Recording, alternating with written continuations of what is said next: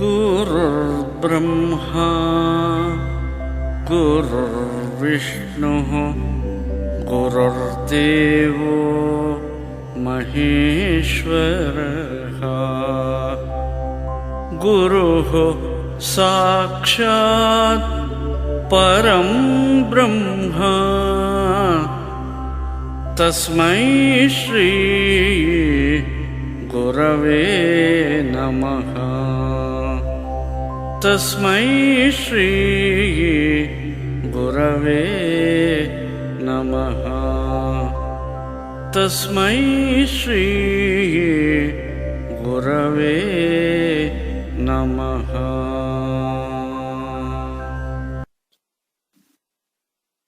अचतुर्वदनो ब्रह्मा द्विबाहुरपरो हरिः अपाललोचनः शम्भुः भगवान् बादरायणः। शङ्करं शङ्कराचार्यं केशवं बादरायणं सूत्रभाष्यकृतौ वन्दे भगवन्तौ पुनः पुनः। श्रुतिस्मृतिपुराणानाम् आलयं करुणालयं नमामि भगवत्पादं शङ्करं लोकशङ्करम्।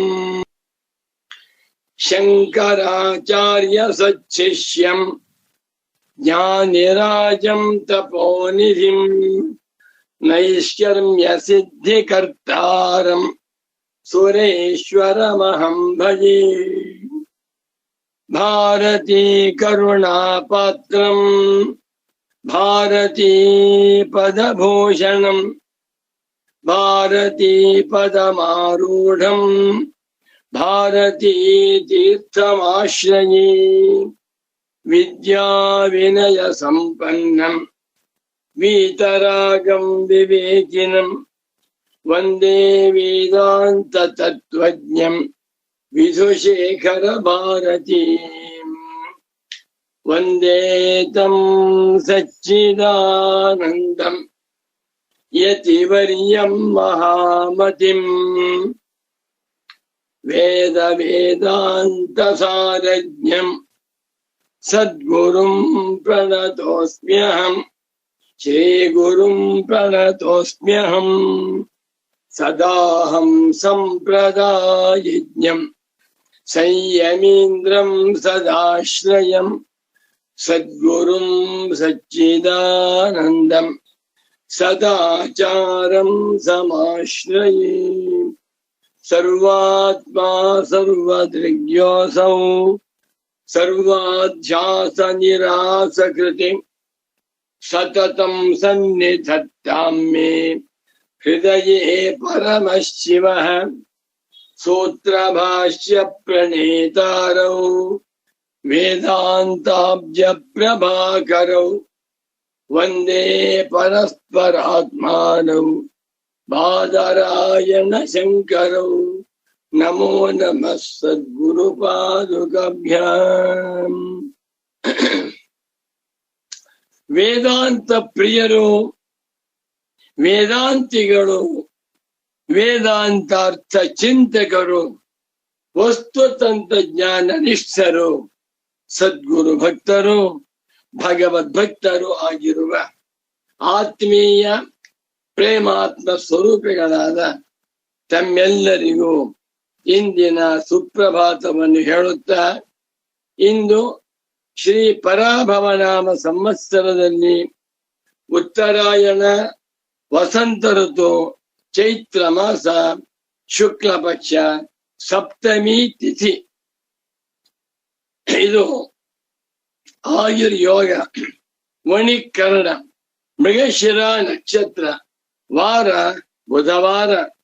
ಇಂದಿನ ಸುಪ್ರಭಾತವನ್ನು ತಮ್ಮೆಲ್ಲರಿಗೂ ತಿಳಿಸುತ್ತಾ 2026ನೇ ಇಸವಿ ಮಾರ್ಚ್ ಮಾಹೆಯಲ್ಲಿ 25ನೇ ತಾರೀಖಿನ ಬುಧವಾರದ ಶುಭೋದಯವನ್ನು ತಿಳಿಸುತ್ತಾ ಇಂದಿನ ನೈಷ್ಕರ್ಮ್ಯ ಸಿದ್ಧಿ ಕ್ಲೇಶಾಪಹಾರಿಣಿ ಪ್ರವಚನ ಕಾರ್ಯಕ್ರಮಕ್ಕೆ ತಮ್ಮೆಲ್ಲರಿಗೂ ಪ್ರೇಮ ಪೂರ್ವಕವಾದ ಹೃತ್ಪೂರ್ವಕವಾದ ಸುಸ್ವಾಗತ.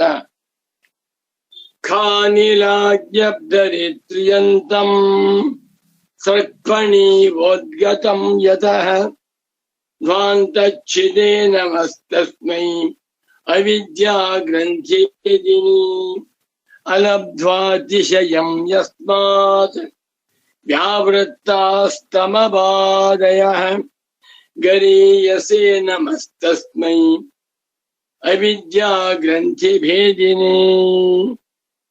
ಗುರೋಕ್ತೋ ವೇದರಾದ್ಧಾಂತಃ ತತ್ರ ನೋ ವಚ್ಯಶಕ್ತಿತಃ ಸಹಸ್ರಕಿರಣವ್ಯಾಪ್ತೆ ಖದ್ಯೋತಃ ಕಿಂ ಪ್ರಕಾಶಯೇತಿ ನಚ್ಛಾತಿ ಲಾಭಪೂಜಾರ್ಥಂ ಗ್ರಂಥೋಸ್ಮಾಭಿರುದೀರ್ಯತೆ ಸ್ವಬೋಧ ಪರಿಶುದ್ಧ್ಯರ್ಥಂ ಬ್ರಹ್ಮವಿನ್ನಿಕ ಶಾಶ್ವಸು.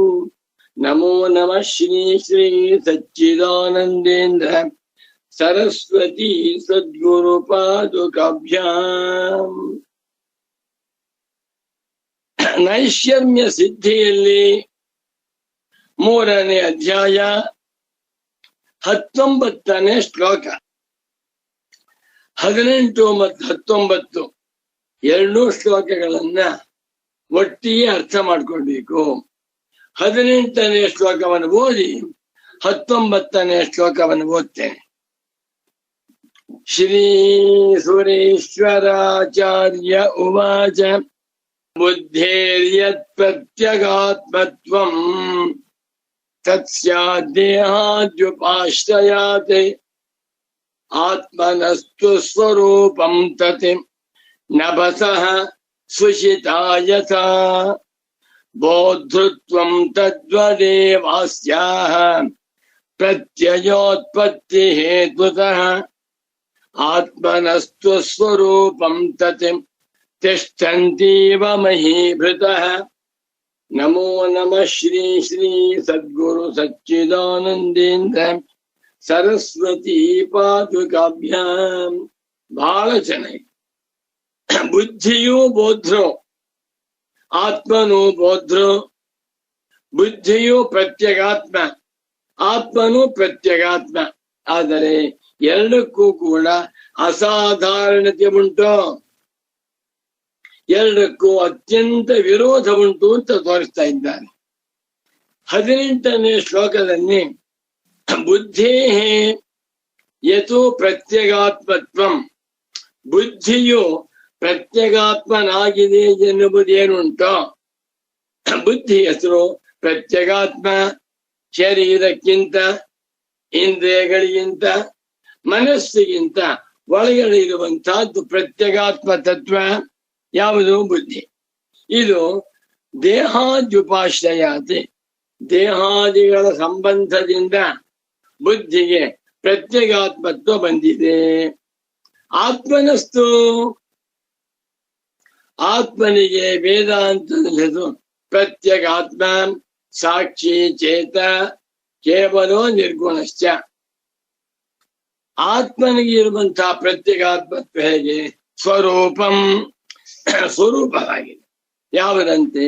ನಭಸಃ ಸುಷಿತ ಯಥ, ನಭಸಃ ಆಕಾಶಕ್ಕೆ, ಸುಷಿತ ತೂತಾಗಿರುವಿಕೆ ಎನ್ನುವುದೇನುಂಟು ಅದು ಸಹಜ. ಒಂದು ಪೇಪರ್ ಇದೆ, ಪೇಪರಿಗೆ ತೂತು ಮಾಡಬೇಕು, ಅದು ಆಗಂತುಕ. ಒಂದು ಗೋಡೆ ಇದೆ, ಗೋಡೆಗೆ ತೂತು ಮಾಡಬೇಕು, ಆಗಂತುಕ. ಆಕಾಶಕ್ಕೆ ತೂತಿದ್ದು ಬಿಟ್ಟಿದೆ. ತೂತು ಅಂದ್ರೇನು? ಎಲ್ಲವನ್ನು ವ್ಯಾಪಿಸ್ಕೊಂಡಿದೆ, ಆಕಾಶಕ್ಕೆ ಸಹಜಂತೆ. ಇವತ್ತಿನ ಶ್ಲೋಕ ತುಂಬಾ ಚೆನ್ನಾಗಿದೆ.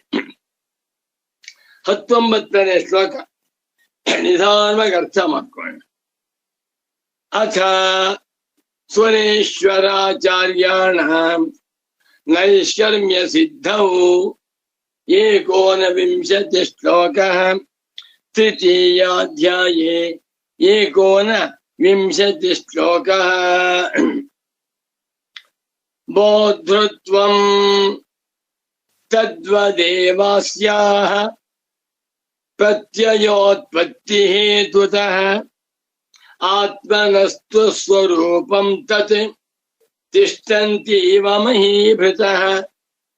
ಏನ್ ಚೆನ್ನಾಗಿ ಹೇಳ್ತಾ ಇದ್ದಾರೆ. ಸ್ವರೇಶ್ವರಾಚಾರ್ಯರವರ ಉಪನ್ಯಾಸ ಕ್ರಮ ಅನಿತರ ಸಾಧಾರಣ. ಭಗವಾನ್ ಸ್ವರೇಶ್ವರಾಚಾರ್ಯರ ನೈಷಮ್ಯ ಸಿದ್ಧಿಯ ರಚನೆಯ ಕ್ರಮ ಪರಮಾದ್ಭುತ, ಪರಮಾಶ್ಚರ್ಯ. ಅದಕ್ಕಿಂತಲೂ ಪರಮಾಶ್ಚರ್ಯ ಪರಮ ಪೂಜ್ಯ ಶ್ರೀ ಶ್ರೀ ಶ್ರೀ ಸಚ್ಚಿದಾನಂದೇಂದ್ರ ಸರಸ್ವತಿ ಸ್ವಾಮಿಗಳವರ ಕ್ಲೇಶಾಪಹಾರಿಣಿ. ಅದರ ಪಾಠ ಪರಮಾದ್ಭುತ. ನಾವು ಅರ್ಥ ಮಾಡ್ಕೋಬೇಕು. ಇನ್ನು 2 ಸಲ ಓದ್ತೇನೆ, ಗಟ್ ಮಾಡ್ಬಿಡಿ. ಶ್ರೀ ಸುರೇಶ್ವರಾಚಾರ್ಯ ಉವಾಚ ಬೋಧೃತ್ವಂ ತದ್ವದೇವಾಸ್ಯಾಹ ಪ್ರತ್ಯಯೋತ್ಪತ್ತಿ ಹೇತುತಃ ಆತ್ಮನಸ್ತು ಸ್ವರೂಪಂ ತತ್ ತಿಷ್ಠಂತೀವ ಮಹೀಭೃತಃ. ನಮೋ ನಮಃ ಸದ್ಗುರು ಪಾದುಕಾಭ್ಯಾಂ. ಶ್ಲೋಕಕ್ಕೆ ಪದವಿಭಾಗವನ್ನು ಮಾಡ್ತೇನೆ. ಬೋಧೃತ್ವಂ ತದ್ವತ್ ಏವ ಅಸ್ಯಾಹ ಪ್ರತ್ಯಯೋತ್ಪತ್ತಿ ಹೇತುತಃ. 5 ಪದವಾಯಿತು. ಆತ್ಮನಃ ತು ಸ್ವರೂಪಂ ತತ್ ತಿಷ್ಠಂತಿ 10. ಇವ ಮಹೀಭೃತಃ 12. 12 ಪದಾತ್ಮಕ ಶ್ಲೋಕ. ಈ ಶ್ಲೋಕದಲ್ಲಿ 12 ಪದಗಳಿವೆ. ಎಷ್ಟು ಚೆನ್ನಾಗಿ! ಇದು ವೇದಾಂತ ದರ್ಶನ, ವೇದಾಂತೋಪದೇಶ, ವೇದಾಂತ ಸಿದ್ಧಾಂತ, ವೇದಾಂತ ಸಂದೇಶಗಳು. ಬಹಳ ಜನಗಳಿಗೆ ಇದು ಅರ್ಥ ಆಗುವುದಿಲ್ಲ. ಇವೊಂದು ಯಾರು ಹೇಳದಿರುವ, ಯಾರಿಗೂ ತಿಳಿಯದಿರುವ ಹೊಸ ಹೊಸ ವಿಚಾರಗಳನ್ನ ಗೌಡಪಾದರು, ಶಂಕರರು, ಸ್ವರೇಶ್ವರರು ಹೇಳಿದ್ದಾರೆ. ಅದನ್ನು ಬರಿತಾ ಇದ್ದೇನೆ ಎಂದು.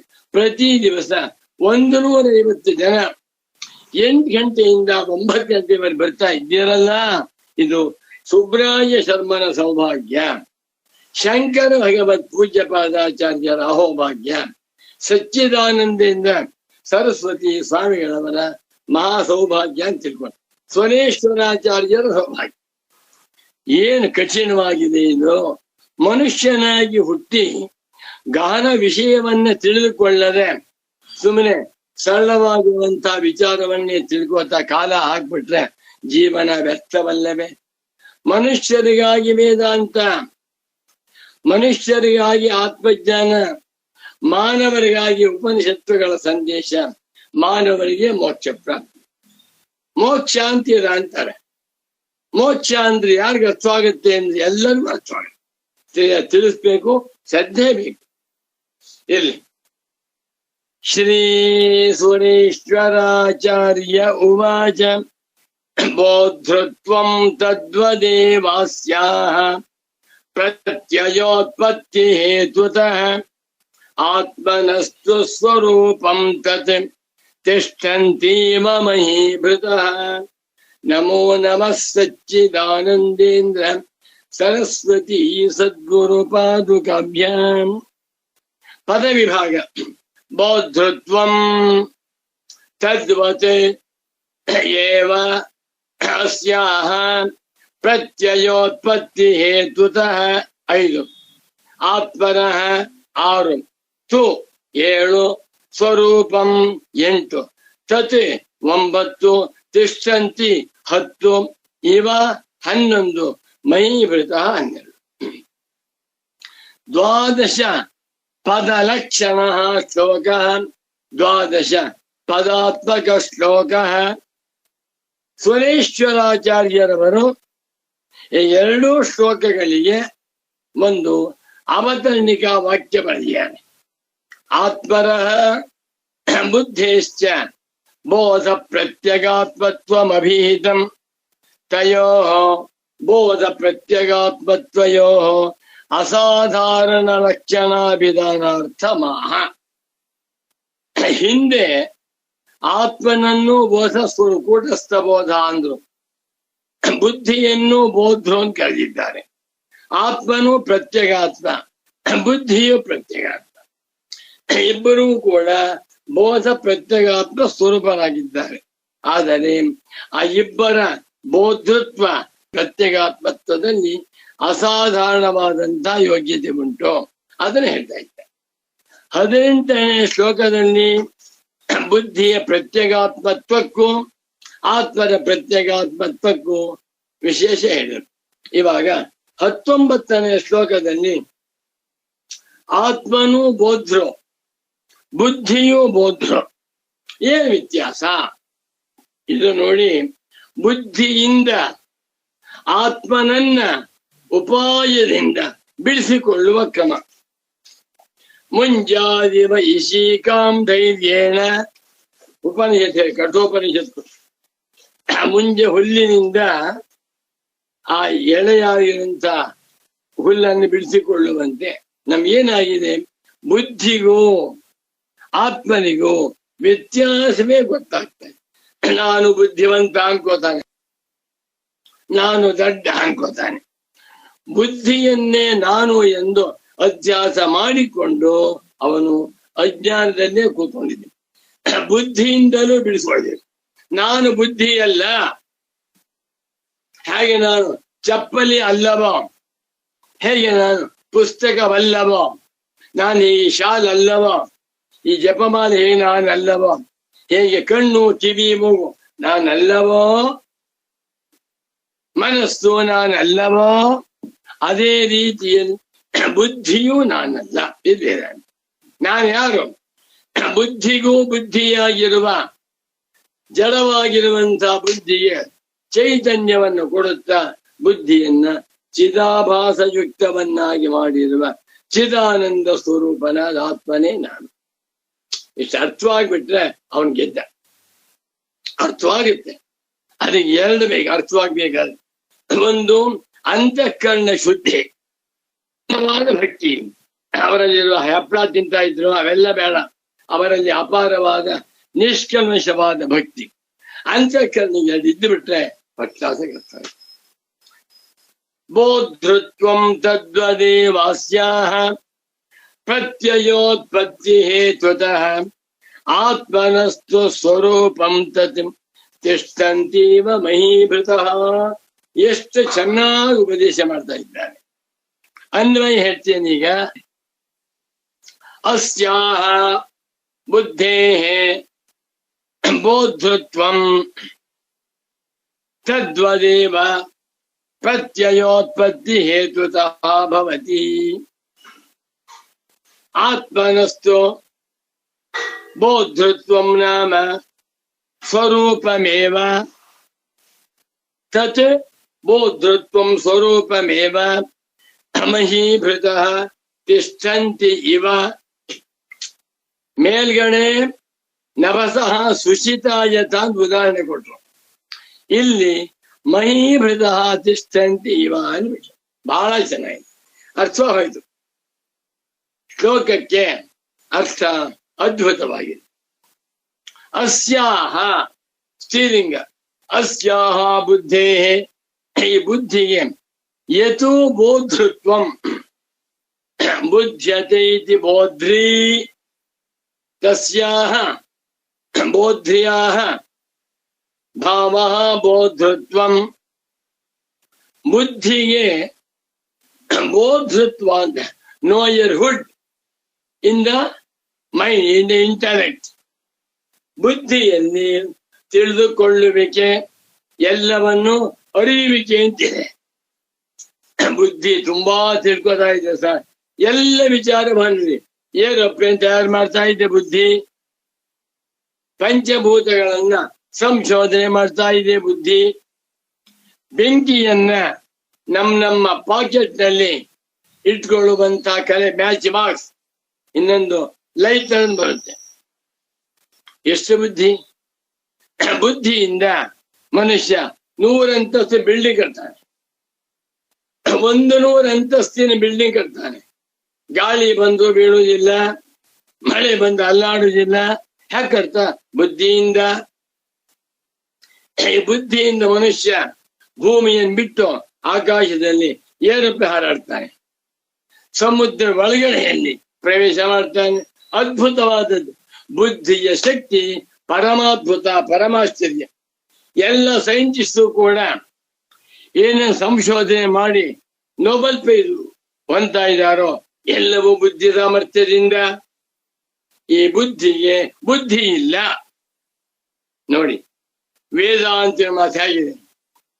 ಇಂಥ ಪ್ರಚಂಡ ಬುದ್ಧಿಗೆ ಸ್ವತಃ ಬುದ್ಧಿ ಇಲ್ಲ, ಜಡ. ಹಾಗಾದ್ರೆ ಈ ಬುದ್ಧಿಗೆ ಇಷ್ಟ ಸಾಮರ್ಥ್ಯ ಹೇಗೆ ಬಂತು? ಚಿತ್ತಿನಿಂದ, ಚಿದಾಭಾಸದಿಂದ ಕೂತ್ಕೊಂಡು ನಡೀತಾ ಇದೆ. ಅಸ್ಯಾಹ ಬುದ್ಧೇ, ಈ ಬುದ್ಧಿಗೆ ತದ್ವದೇವ, ಹೇಗೆ ಪ್ರತ್ಯೇಗಾತ್ಮತ್ವ ಎನ್ನುವಂತಹದ್ದು ಉಪಾಧಿಗಳ ಸಂಬಂಧದಿಂದ ಬಂದಿದೆಯೋ ತದ್ವದೇವ, ಅದೇ ರೀತಿಯಲ್ಲಿ ಬೋಧೃತ್ವವು ಪ್ರತ್ಯಯೋತ್ಪತ್ತಿ ಹೇತುತಃ, ಪ್ರತ್ಯಯ ಉತ್ಪತ್ತಿ ಹೇತುತಃ, ಪ್ರತ್ಯಯಗಳು ಉಂಟಾಗುತ್ತಿರುವ ಕಾರಣದಿಂದ ಬುದ್ಧಿಗೆ ಬುದ್ಧಿ ಇಲ್ಲ, ಬುದ್ಧಿ ಜಡ. ಜಡವಾಗಿರುವಂತಹ ಬುದ್ಧಿಯಲ್ಲಿ ಆತ್ಮನ ಚೈತನ್ಯದ ಆಭಾಸದಿಂದ ಪ್ರತ್ಯಯ ಹುಟ್ಟುತ್ತಾ ಇವೆ. ಪ್ರತ್ಯಯ ಹುಟ್ಟುತ್ತವೆ, ಪ್ರತ್ಯಯ ಬದುಕಿವೆ, ಪ್ರತ್ಯಯ ಸಾಯುತ್ತವೆ. ಇದರಿಂದ ಬುದ್ಧಿಯನ್ನ ನಾವು ಬೋಧ್ರಿ, ತುಂಬಾ ಬುದ್ಧಿ ಇದೆ, ತುಂಬಾ ಚುರುಕಾಗಿದೆ ಅಂದ್ರೆ ಬುದ್ಧಿಯನ್ನೇ ಪರೀಕ್ಷೆ ಮಾಡಿದ್ದಾರೆ. ಹೋಪ್ಲೆಸ್, ಜಡ. ಬಾ, ಅರ್ಥ ಆಯ್ತಲ್ವೇ? ಬುದ್ಧಿಗೆ ಬಂದಿರುವಂತಹ ಬೋಧತ್ವ ಪ್ರತ್ಯಯೋತ್ಪತ್ತಿ ಹೇತುತಃ, ಚಿದಾಭಾಸದಿಂದ ಕೂಡಿರುವಂತಹ ಬುದ್ಧಿಯಲ್ಲಿ ವಿಷಯಗಳ ಪ್ರತ್ಯಯಗಳು ಉಂಟಾಗುತ್ತಿವೆಯಾದ್ದರಿಂದ ಬುದ್ಧಿಗೆ ಬೋಧತ್ವ ಬೆಳೀತಾ ಇದೆ. ಬುದ್ಧಿಯನ್ನೇ ನೋಡಿದರೆ ಪ್ರತ್ಯೇಗಾತ್ಮನನ್ನ ಬುದ್ಧಿಯಿಂದ ಬೇರ್ಪಡಿಸ್ಬಿಟ್ರೆ ಬುದ್ಧಿ ಬಿಕಮ್ಸ್ ಟೋಟಲಿ ಯೂಸ್ಲೆಸ್. ಬುದ್ಧಿ ಬಿಕಮ್ ಟೋಟಲಿ ಇನ್ನೊಬ್ಬ ಅದಕ್ಕೆ ಅದು ಇನರ್ಟ್, ಏನು ಶಕ್ತಿ ಇಲ್ಲ. ರಾಮ ರಾಮ. ಆತ್ಮನಸ್ತು, ಆತ್ಮನಿಗಾದರ ತತ್ ಬೋಧೃತ್ವ ಸ್ವರೂಪಂ, ಸ್ವರೂಪವಾಗಿದೆ. ಆತ್ಮನಿಗೆ ಬೋಧೃತ್ವ ಸಹಜ, ಆತ್ಮನಿಗೆ ಅರಿವು ಸಹಜ, ಆತ್ಮನಲ್ಲಿ ಇರುವಂತಹ ಜ್ಞಾನ ಆತ್ಮನಿಗೆ ಸ್ವರೂಪವಾಗಿದೆ. ಸೂರ್ಯನಿಗೆ ಬಿಸಿ ಶಾಖ ಸ್ವರೂಪ, ಮರಳಿಗೆ ಬಂದಿರುವಂತಹ ಬಿಸಿ, ಮರಳು ಮುಟ್ಟಿಬಿಟ್ಟು ಸುಟ್ಟು ಹೋಗುತ್ತೆ ಅಂತೇವೆ. ನಾನೊಂದು ಸಲ ಒಂದು ಊರಿಗೆ ಹೋಗಿದ್ದೆ, ಅದು ಗುಲ್ಬರ್ಗ ಮರೆತು ಬಿಡಿ, ಗುಲ್ಬರ್ಗ ಅಂತ ಕಾಣಿಸುತ್ತೆ. ಅಲ್ಲಿಂದ ಹತ್ರ ಯಾವ್ದಪ್ಪ ಅದು ಒಂದು ಕ್ಷೇತ್ರ ಇದೆಯಲ್ಲ, ಅಲ್ಲಿ ಯಾವ್ದಮ್ಮ ಕ್ಷೇತ್ರ ಇದೆಯಲ್ಲ ಗುಲ್ಬರ್ಗ ಹತ್ರ, ಗಾಣಗಾಪುರ.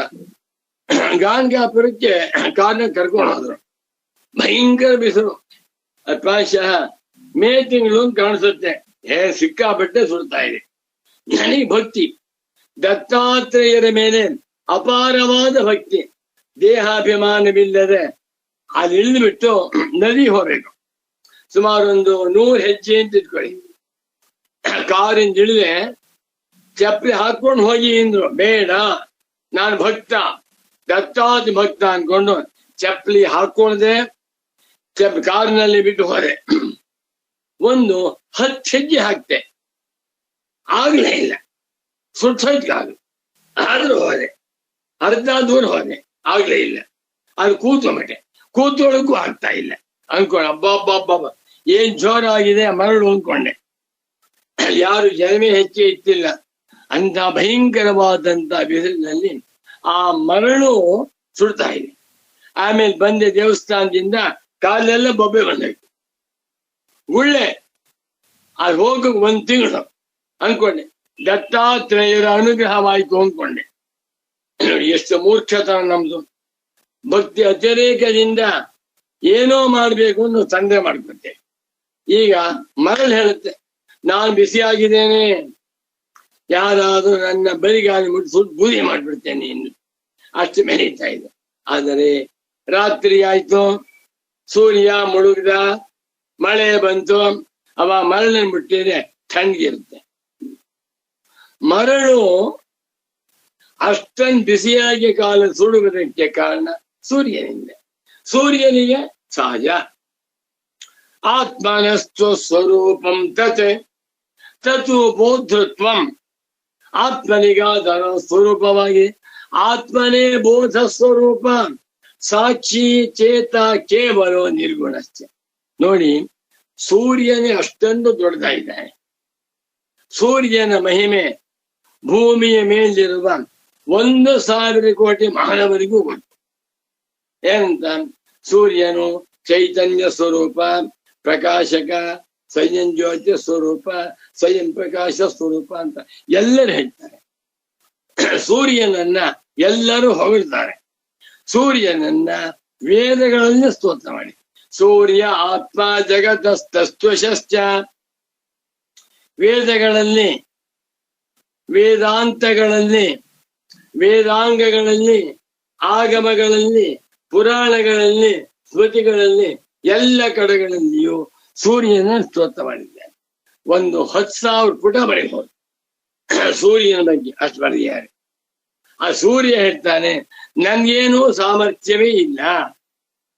ನ ತತ್ರ ಸೂರ್ಯೋ ಭಾತಿ ನ ಚಂದ್ರ ತಾರಕಂ ನೇಮಾ ವಿದ್ಯುತೋ ಭಾಂತಿ ಕುತೋಯಮಗ್ನಿ ತಮೇವ ಭಾಂತಮನುಭಾತಿ ಸರ್ವಂ ತಸ್ಯ ಭಾಸಾ ಸರ್ವಮಿದಂ ವಿಭಾತಿ.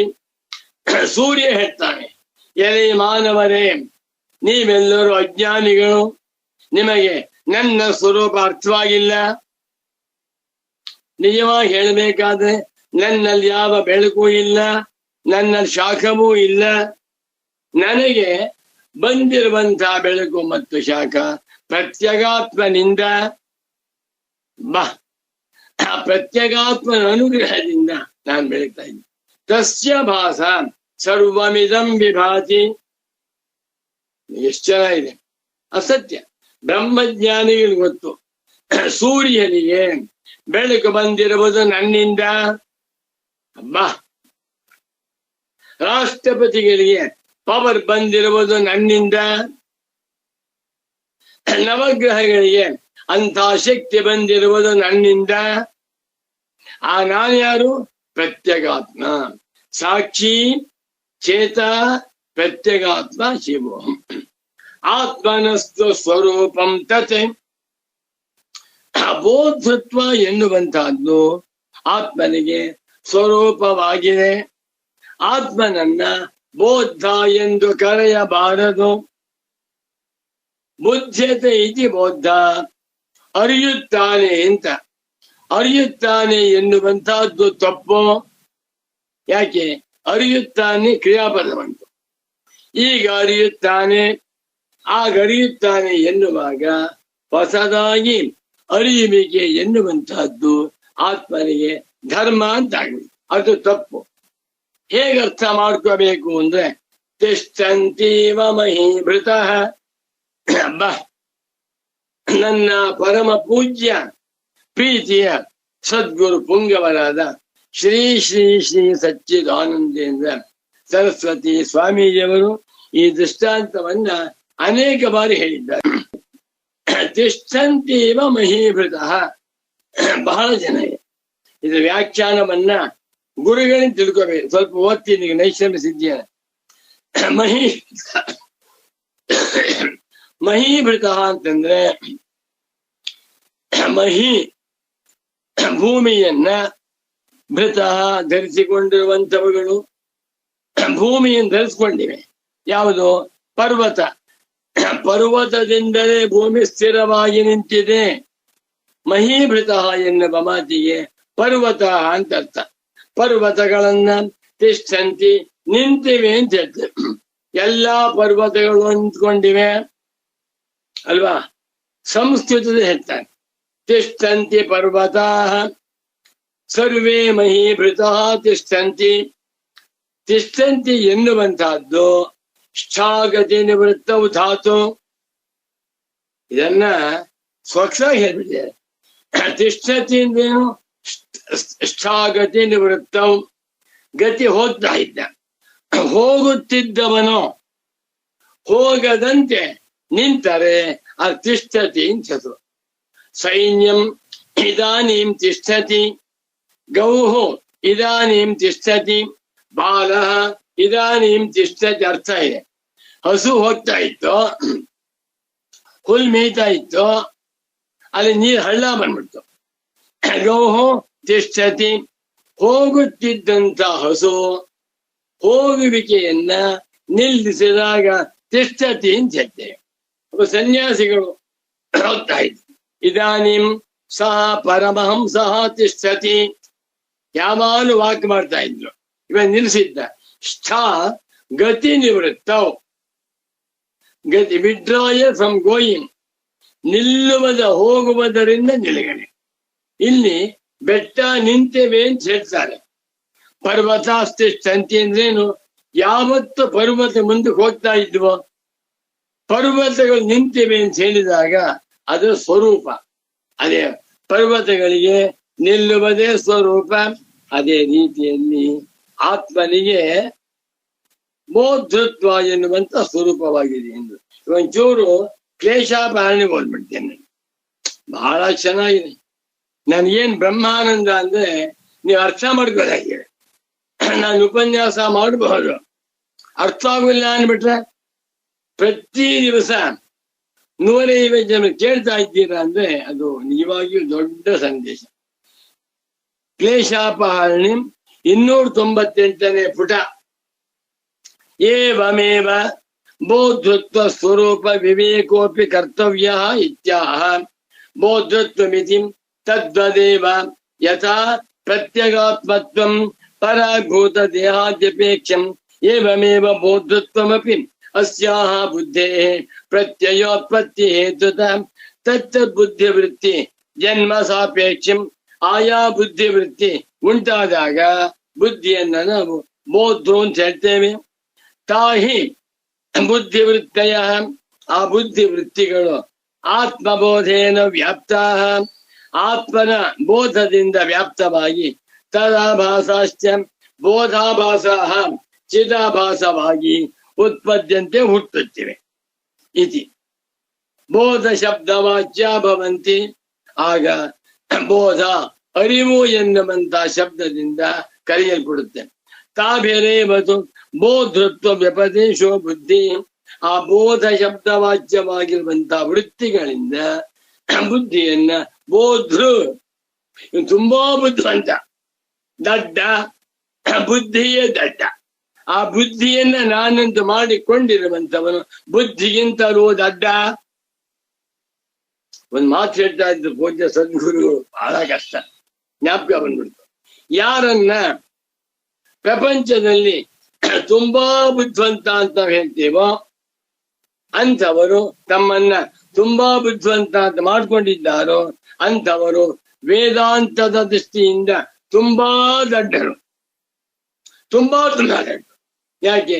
ಜಡವಾಗಿರುವ ಬುದ್ಧಿಯನ್ನ ನಾನೆಂದು ಮಾಡಿಕೊಂಡು ನಾ ಬುದ್ಧಿವಂತ ಅಂತ ತಿಳ್ಕೊಂಡು ಬುದ್ಧಿಗೆ ಬುದ್ಧಿಯಾಗಿರುವ ಆತ್ಮರ ಸ್ವರೂಪವನ್ನ ಅರ್ಥ ಮಾಡಿಕೊಂಡಿಲ್ಲವಲ್ಲ. ಈ ಅರ್ಥ ತುಂಬಾ ದಡ್ಡ. ಆತ್ಮನಸ್ತು, ಆತ್ಮನಿಗಾದರೂ ಬೋಧೃತ್ವಂ ನ ಬುದ್ಧೇರಿವ ಜನಿ ಲಕ್ಷಣ ವಿಕ್ರಿಯಾ ಹೇತುಗಂ. ಜನಿ ಉಂಟಾಗುವುದು, ಬುದ್ಧಿಯಲ್ಲಿ ಪ್ರತ್ಯಯ ಉಂಟಾಗಬೇಕು. ಆ ಪ್ರತ್ಯಯವನ್ನ ಚಿದ್ರೂಪನಾದ ಆತ್ಮ ವ್ಯಾಪಿಸಿಕೊಳ್ಬೇಕು. ಚಿದಾಭಾಸಯುಕ್ತವಾದಂತಹ ಬೋಧ ಬುದ್ಧಿಯಲ್ಲಿ ತೋರಿದಾಗ ಬೋಧೃ ಅಂತ ಹೇಳ್ತಿದ್ದೇವೆ. ಹೀಗೆ ಬರ್ಬೇಕಾದ್ದಿಲ್ಲ. ಕಿಂತರ್ಹಿ ಸ್ವರೂಪಭೂತಮೇವ. ಆತ್ಮನಿಗೆ ಬೋಧೃತ್ವ ಎನ್ನುವಂತಹದ್ದು ಸ್ವರೂಪವಾಗಿದೆ. ಬೆಂಕಿ ಸುಡುತ್ತದೆ, ಬೆಂಕಿ ಸುಡುತ್ತಾ? ಸೂರ್ಯ ಪ್ರಕಾಶಿಸುತ್ತಾನೆ, ನೀವ ಪ್ರಕಾಶಗೊಳಿಸ್ತಾನ? ಎಂಥದ್ದು ನಮ್ಮ ಭ್ರಮೆ. ಸ್ವರೂಪಭೂತಮೇವ ಬೋಧೃತ್ವ ಅರ್ಥಾಯ್ತು ನಮಗೆ. ಬುದ್ಧೇ ಬೋಧೃತ್ವಂ ಆಗಂತುಕಂ ಪ್ರತ್ಯಯೋತ್ಪತ್ತಿ ಹೇತುತಃ ಆತ್ಮನಸ್ತು ಬೋಧೃತ್ವಂ ಸ್ವರೂಪಮೇವ ಸಹಜಮೇವ ಸ್ವಭಾವೇವ. ಕಥಂ ಅತ್ರ ದೃಷ್ಟಾಂತಃ ಆತ್ಮನ ಬೋಧೃತ್ವವು ಸ್ವಭಾವವಾಗಿದೆ ಎನ್ನುವುದು ದೃಷ್ಟಾಂತ. ತಿಷ್ಠಂತೀವ ಮಹೀಭೃತಃ ಭೂಮಿಯನ್ನ ಧರಿಸಿಕೊಂಡಿರುವಂತವುಗಳು ಬೆಟ್ಟ ಗುಡ್ಡಗಳಿರುವ ಭೂಮಿ ಭದ್ರವಾಗಿ ನಿಂತಿದೆ. ಇಲ್ಲ ಹೋದ ಸಮುದ್ರದಲ್ಲಿ ಮುಳುಗೋಗ್ಬಿಡ್ತಾರೆ. ಯಥಾ ನಿತ್ಯ ನಿವೃತ್ತಗತಯೋಪಿ ನಿತ್ಯಂ ನಿವೃತ್ತ ಗತಿ ಯೇಷಾಂ ತೇ ನಿತ್ಯ ನಿವೃತ್ತಗತಯ. ನಿತ್ಯ ಯಾವಾಗಲೂ ನಿವೃತ್ತಗತಯ ನಿವೃತ್ತವಾಗಿರುವ ಗತಿ ಉಳ್ಳಂತ ಪರ್ವತಗಳು ಯಾವತ್ತೂ ಮುಂದಕ್ಕೆ ಹೋಗೇ ಇಲ್ಲ. ಪರ್ವತಗಳು ಓಡಾಡ್ತಾ ಇಲ್ಲ. ಓಡಾಡದೆ ಗತಿ ಇಲ್ಲದೆ ಒಂದೇ ಕಡೆ ಶಾಶ್ವತವಾಗಿ ನಿಂತಿರುವಂತಹ ಪರ್ವತಗಳನ್ನ ಪರ್ವತಾಸ್ತಿಷ್ಠಂತಿ. ಇದು ಉಪಯೋಗ ಲೋಕದಲ್ಲಿದೆ. ಶಾಸ್ತ್ರದಲ್ಲಿ ಉದಾಹರಣೆ ಕೊಡ್ತೇವೆ. ಪರ್ವತಗಳು ನಿಂತಿವೆ ಅಂತ. ನಿಂತಿವೆ ಅಂದ್ರೇನು? ನಿಂತ್ಕೊಂಡೇ ಇವೆ. ನಿಂತಿವೆ ಎನ್ನುವಂತಹದ್ದು ಸ್ವಾಭಾವಿಕ. ಇತ್ಯುಪಚರ್ಯತೆ ಪರ್ವತಗಳು ನಿಂತ್ಕೊಂಡಿವೆ ಎಂದು ಉಪಚಾರಕ್ಕೆ ಹೇಳ್ತಾರೋ. ನತು ತೇಷಾಂ ಮಹೀಭೃತಂ ತಥಾ ಅವಸ್ಥಾನಂ ಗತಿ ನಿವೃತ್ತಿ ಲಕ್ಷಣ ವಿಕ್ರಿಯಾಪೇಕ್ಷಂ ಅಶ್ವಾದೀನಾಮಿವ. ಅಬ್ಬಾ, ಈಗ ತಿಷ್ಠಂತಿ ಎನ್ನುವ ಮಾತಿಗೆ ಅರ್ಥ ಏನ್ ಗೊತ್ತೇ? ನಿಂತಿದೆ ಅಂತ ಅರ್ಥವಲ್ಲ. ಗತಿ ನಿವೃತ್ತವು ವ್ಯಾಕರಣ. ಗತಿ ನಿವೃತ್ತ, ಗತಿಯಿಂದ ನಿವೃತ್ತಿ ಆಗ್ಬೇಕು. ಒಬ್ಬ ಮನುಷ್ಯ ಹೋಗ್ತಾ ಇದ್ದ, ಸುಸ್ತಾಯ್ತು, ಒಂದ್ ಕಡೆ ಕೂತ್ಕೊಂಡ, ಅದಕ್ಕೆ ತಿಷ್ಠಂತಿ ಅಂತಿದ್ರು. ಹಸು ಹೋಗ್ತಾ ಇತ್ತು, ಹುಲ್ ತಿಂತಾ ಇತ್ತು, ಒಂದ್ ಕಡೆ ನಿಂತ್ಕೊಂಡು, ಅದಕ್ಕೆ ತಿಷ್ಠ. ಗತಿ ನಿವೃತ್ತ, ಗತಿಯಿಂದ ನಿವೃತ್ತಿಯಾದ ಮಾತು ತಿಷ್ಠಂತಿ ಅಂತ ಹೇಳಿ. ಅಶ್ವಾದೀನ, ಅಶ್ವ, ಸಿಂಹ, ವ್ಯಾಘ್ರ, ಧೇನು, ಅಜ ಮುಂತಾದವುಗಳು. ಅಶ್ವಾನ್ ಕುದುರೆ ಹೋಗ್ತಾ ಇತ್ತು, ನಿಂತ್ಕೊಂಡು, ಆಗ ಅಶ್ವ ತಿಷ್ಠತಿ ಅಂತ ಹೇಳಿ. ಅದರಂತೆ ಅಲ್ಲ. ತದ್ವದೇವ ನಿತ್ಯಬೋಧ ಸ್ವರೂಪ ಏವ ಆತ್ಮ ಬೋಧ ಇತ್ಯುಪಚರ್ಯತೆ ಇತ್ಯರ್ಥ. ಅದೇ ರೀತಿಯಲ್ಲಿ ಆತ್ಮನನ್ನ ನಿತ್ಯಬೋಧ ಸ್ವರೂಪನಾಗಿರುವುದರಿಂದ ಆತ್ಮನಿಗೆ ಅರಿವಿನ ಸ್ವರೂಪ ತಪ್ಪೋಗಿರೋದೇ. ಸೂರ್ಯನು ಯಾವತ್ತಾದರೂ ಕೂಡ ಬೆಳಕಿಲ್ಲದವನಾಗಿದ್ದಾನ? ಅಮಾವಾಸ್ಯೆ ದಿನ ಅವ್ರಿಗೆ ಅಮಾವಾಸ್ಯೆ ಗೊತ್ತಿಲ್ಲ, ಉತ್ತರಾಯಣದಲ್ಲಿ ಗೊತ್ತಿಲ್ಲ, ಹಗಲು ರಾತ್ರಿ ಇಲ್ಲ. ಸೂರ್ಯ ಒಳ್ಳೆ ಪ್ರಕಾಶ ಸ್ವರೂಪ. ಅದೇ ರೀತಿಯಲ್ಲಿ ಆತ್ಮನು ಕೂಡ ನಿತ್ಯ ಚೈತನ್ಯ ಸ್ವರೂಪನಾಗಿದ್ದಾನೆ. ಆತ್ಮನು ನಿತ್ಯ ಅವಗತ್ಯ ಸ್ವರೂಪನಾಗಿದ್ದಾನೆ. ಬುದ್ಧಿಯು ಆತ್ಮನ ಆಭಾಸದಲ್ಲಿ ಹುಟ್ಟಿರುವಂತ ಬೋಧ ಪ್ರತ್ಯಯಗಳನ್ನು ಉಳ್ಳದ್ದಾಗ ಬೋಧ್ರಿ ಅಂತ ಹೇಳ್ತಾ ಇದ್ದೀವಿ. ಆದ್ರಿಂದ ಬುದ್ಧಿಗೆ ಬುದ್ಧಿ ಇಲ್ಲ. ಬುದ್ಧಿ ನೀನಲ್ಲ ಕಣೋ ಮಗು. ತತ್ವಮಸಿ ಸಯೇಶೋ ಅಣಿಮ ಐತದಾತ್ಮಮಿದಗಂ ಸರ್ವಂ ತತ್ ಸತ್ಯಂ ಸ ಆತ್ಮ ತತ್ವಮಸಿ ಶ್ವೇತಕೇತ. ಮನುಷ್ಯರಿಗೆ ಆತ್ಮಾನಾತ್ಮ ವಿವೇಕ ಅರ್ಥವಾಗುತ್ತೆ. ಈ ಪಂಚೆ ನಾನಲ್ಲ ಅರ್ಥವಾಗುತ್ತೆ. ಈ ಕಣ್ಣು ನಾನಲ್ಲ ಪರವಾಗಿ ಸ್ವಲ್ಪ ಅರ್ಥವಾಗುತ್ತೆ. ಬುದ್ಧಿ ನಾನಲ್ಲ ಅರ್ಥವಾಗಲಿಲ್ಲ. ಬುದ್ಧಿಯಿಂದ ಪ್ರತ್ಯೇಕಾತ್ಮನನ್ನ ಬಿಡಿಸಿಕೊಳ್ಳುವುದೇ ವೇದಾಂತ. ಅದೇ ಹೇಳ್ತಾ ಇದ್ದ. ಹೀಗೆ ಬುದ್ಧಿಗೂ ಆತ್ಮನಿಗೂ ಬೋಧತ್ವವನ್ನ ವಿಶೇಷವಾಗಿ ಅರ್ಥ ಮಾಡಿಕೊಂಡಾಗ ಬುದ್ಧಿಯು ನಾನಲ್ಲ ಅಂತ ತಿಳ್ಕೊತಾನೆ ಅಂತ ಹೇಳ್ತಾ ಇದ್ದಾರೆ. ನಾಳೆ ಮಾಡ್ತೇನೆ. ನಮೋ ನಮಃ ಸಚ್ಚಿದಾನಂದೇಂದ್ರ ಸರಸ್ವತಿ ಸದ್ಗುರು ಪಾದುಕಾಭ್ಯಾಂ ಸಮ್ಯಕ್ ಸಂಶಯ ಮಿಥ್ಯಾತ್ವೈಃ ಕಾನಿಲಾಜ್ಞಬ್ಧರಿತ್ಯಂತಂ ಸತ್ಫಣೀವೋದ್ಗತಂ ಯತಃ ದ್ವಾಂತಚ್ಛಿದೇ ನಮಸ್ತಸ್ಮೈ ಹರಯೇ ಬುದ್ಧಿ ಸಾಕ್ಷಿಣಿ ಅನಬ್ಧ್ವಾತಿಶಯಂ ಯಸ್ಮಾತ್ ವ್ಯಾವೃತ್ತಾಸ್ತಮಬಾಧಯಃ ಗರೀಯಸೇ ನಮಸ್ತಸ್ಮೈ ಅವಿದ್ಯಾಗ್ರಂಥಿಭೇದಿನಿ ನಮೋ ನಮಃ ಸದ್ಗುರುಪಾದುಕಾಭ್ಯಾಂ. ಮಂಗಳಗುರು ಸಚ್ಚಿದಾನಂದೇಂದ್ರ.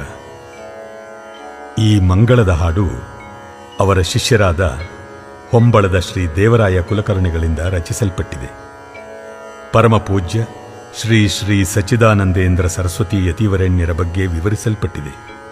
ಅವರು ತಮ್ಮ 96 ವರ್ಷಗಳವರೆಗಿನ ಜೀವಿತ ಕಾಲದಲ್ಲಿ ಆದಿಶಂಕರರ ಪ್ರಸ್ಥಾನತ್ರಯ ಭಾಷ್ಯ, ಅಧ್ಯಯನ, ವಿಚಾರ, ಪ್ರಚಾರ, ಉಪನ್ಯಾಸ ಮುಂತಾದವುಗಳಲ್ಲೇ ಸಾರ್ಥಕ ಜೀವನ ನಡೆಸಿದ ಮಹಾತ್ಮರು. ಅವರು ಶ್ರೇಷ್ಠ ವಾಗ್ಗೇಯಕಾರರೂ ಹೌದು. ಜೊತೆಗೆ ವ್ಯಾಕರಣ, ಆಂಗ್ಲ ಭಾಷೆ, ಕಾವ್ಯಗಳು, ವೇದಾಂತ ಮೀಮಾಂಸಾ ಶಾಸ್ತ್ರಗಳು, ಮಹಾಭಾರತ, ರಾಮಾಯಣ, ಪುರಾಣ, ಭಾಗವತಾದಿಗಳು ಎಲ್ಲದರಲ್ಲೂ ನಿಸ್ಸೀಮರು. ಅದ್ಭುತ ಮೇಧಾಶಕ್ತಿ. ಶ್ರೀಗಳವರು ಭಗವತ್ಪಾದ ಶಂಕರರಲ್ಲಿ ಏಕನಿಷ್ಠರಾಗಿ ಒಂದು ವಿಶ್ವವಿದ್ಯಾನಿಲಯ ಮಾಡುವಷ್ಟು ಪ್ರಚಾರ, ಸಂಶೋಧನೆ, ಗ್ರಂಥ ಪ್ರಕಟಣೆ ಮುಂತಾದವುಗಳನ್ನು ಅಧ್ಯಾತ್ಮ ಪ್ರಕಾಶ ಕಾರ್ಯಾಲಯ ಸಂಸ್ಥೆಯ ಮೂಲಕ ಮಾಡಿದರು. ಇದು ಇವರು ವಿಶ್ವಕ್ಕೆ ಕೊಟ್ಟ ಮಹಾನ್ ಕೊಡುಗೆ. ಈ ದಿವ್ಯಚೇತನ ಶಾಂಕರ ವೇದಾಂತಗಳನ್ನು ತಳಸ್ಪರ್ಶಿಯಾಗಿ ಸಂಶೋಧಿಸಿ ವ್ಯಾಖ್ಯಾನಕಾರರುಗಳ ದೋಷಗಳನ್ನು ಧೈರ್ಯದಿಂದ ಹೊರಗೆಳೆದು ವೇದಾಂತವನ್ನು ಅನುಭವದಲ್ಲಿ ಕಾಣಲು ಒಂದು ಕೀಲಿಕೈ, ವೇದಾಂತ ಸಂಪ್ರದಾಯವಾದ ಅಧ್ಯಾರೋಪಾಪವಾದ ಪ್ರಕ್ರಿಯೆಯನ್ನು ಭಗವದ್ಗೀತಾ ಶಾಂಕರ ಭಾಷ್ಯದಲ್ಲೂ ಗೌಡಪಾದೀಯ ಕಾರಕೆಗಳಲ್ಲೂ ಗುರುತಿಸಿ ಬೆಳಕಿಗೆ ತಂದುದು ಅದ್ಭುತ ಕಾರ್ಯ. ಭಗವತ್ಪಾದ ಶಂಕರರ ಅನಂತರ, ಅಂದರೆ 1200 ವರ್ಷಗಳ ನಂತರ ಶ್ರೀಗಳು ನಮ್ಮ ಕನ್ನಡ ನಾಡಿನಲ್ಲಿ ಅವತರಿಸಿ ಕರ್ನಾಟಕ ಶಂಕರರು ಎಂದೇ ಪ್ರಖ್ಯಾತರಾಗಿರುವರು. ಇವರ ಗ್ರಂಥಗಳು ವಿಶ್ವದಲ್ಲೆಲ್ಲೆಡೆ ಲಭ್ಯ. ಸದ್ಗುರುವೇ ಸರ್ವಸ್ವ. ಯಾವಾತನ ಅನುಭವದಲ್ಲಿ ಸದ್ಗುರುವಿನ ಉಪನ್ಯಾಸ ಶ್ರವಣ ಮಾಡುವ ಸಮಕಾಲದಲ್ಲಿಯೇ ಅನುಭವದಲ್ಲಿ ಒಪ್ಪುತ್ತದೆಯೋ ಅವನೇ ಸದ್ಗುರು. ಓಂ ಶ್ರೀ ಶ್ರೀ ಸಚ್ಚಿದಾನಂದೇಂದ್ರ ಸರಸ್ವತಿ ಸದ್ಗುರು ಪಾದುಕಾಭ್ಯಾಂ ನಮಃ.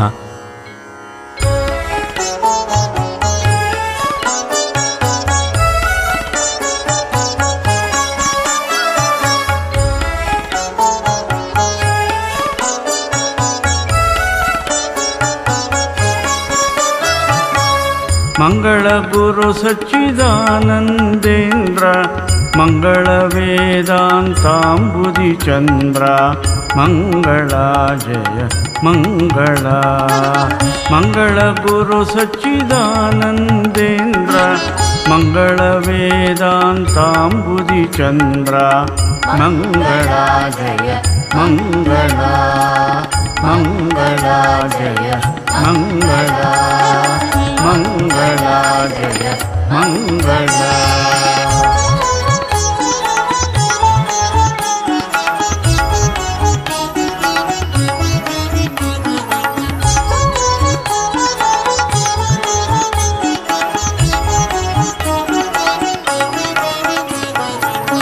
ಆದಿಶಂಕರರ ಪ್ರಸ್ಥಾನತ್ರಯ ಭಾಷ್ಯಸಾಗರದ ಮಂಥನದಿ.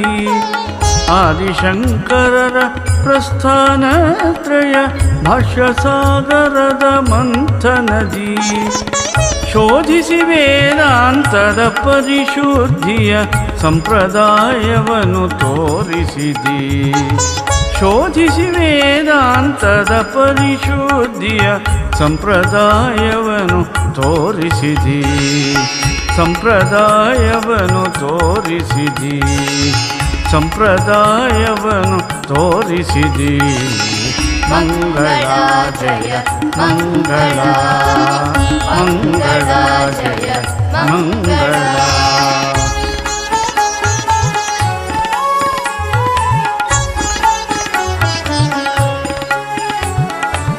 ಹಾದಿ ತಪ್ಪಿರುವ ವ್ಯಾಖ್ಯಾನಗಳ ದೋಷವ ಧೈರ್ಯದಿ ಹೊರಗೆಳದಿ. ಹಾದಿ ತಪ್ಪಿರುವ ವ್ಯಾಖ್ಯಾನಗಳ ದೋಷವ ಧೈರ್ಯದಿ ಹೊರಗೆಳದಿ ಬೋಧ ಕಾಲದಲೆ ಅನುಭವ ರೂಪದಿ ಸಾಧಕರನು ನೆಲೆ ನಿಲ್ಲಿಸಿದಿ ಬೋಧ ಕಾಲದಲೆ ಅನುಭವ ರೂಪದಿ ಸಾಧಕರನು ನೆಲೆ ನಿಲ್ಲಿಸಿದಿ ಸಾಧಕರನು ನೆಲೆ ನಿಲ್ಲಿಸಿದಿ ಸಾಧಕರನು ನೆಲೆ ನಿಲ್ಲಿಸಿದಿ ಮಂಗಳ ಜಯ ಮಂಗಳ ಮಂಗಳ ಜಯ ಮಂಗಳ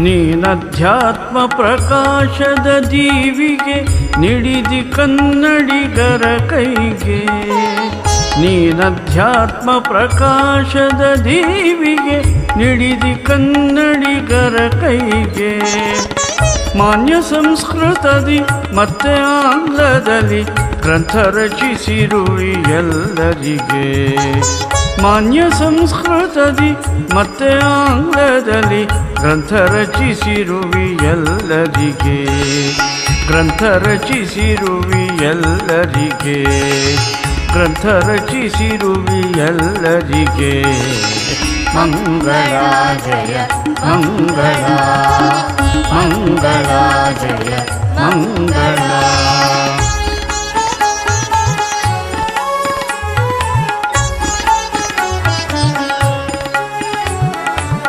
ಕರುಣಿಸು ನಿನ್ನಯ ಸೇವಾ ಭಾಗ್ಯವ ದೇಹದಿ ಉಸಿರಿಹ ಪರ್ಯಂತ ಕರುಣಿಸು ನಿನ್ನಯ ಸೇವಾ ಭಾಗ್ಯವ ದೇಹದಿ ಉಸಿರಿಹ ಪರ್ಯಂತ ಚರಣಧೂಲಿ ಕಣ ದೇವರಾಯನ ಭಿನ್ನಹವಿದು ಗುರು ಸರ್ವಾತ್ಮ ಚರಣಧೂಲಿ ಕಣ ದೇವರಾಯನ ಭಿನ್ನಹವಿದು ಗುರು ಸರ್ವಾತ್ಮ ಭಿನ್ನಹವಿದು ಗುರು ಸರ್ವಾತ್ಮ ಭಿನ್ನಹವಿದು ಗುರು ಸರ್ವಾತ್ಮ ಮಂಗಳ ಜಯ ಮಂಗಳ ಮಂಗಳ ಜಯ ಮಂಗಳ ಮಂಗಳ ಗುರು ಸಚ್ಚಿದಾನಂದೇಂದ್ರ ಮಂಗಳ ವೇದಾಂತಾಂಬುದಿ ಚಂದ್ರ ಮಂಗಳ